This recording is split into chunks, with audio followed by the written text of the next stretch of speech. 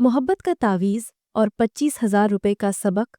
रहीम यार खान का एक नौजवान जो जल्द शादी के ख्वाब देख रहा था, मोहब्बत की तलाश में एक ऐसी राह पर चल पड़ा जो थाने तक जा पहुंची।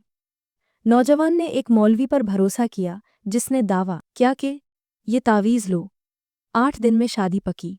पुरजोश नौजवान ने 25,000 रुपए में तावीज़ खरीद लिया।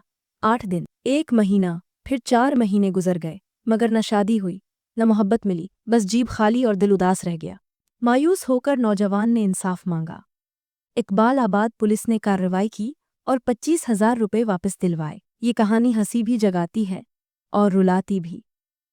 क्या ये सिर्फ इस नौजवान की सादा लोही है या हमारे मुआशरे की हकीकत, जो जाली वादों और उम्मीदों के नाम पर लोगों के ख्वाबों का सौदा करता है?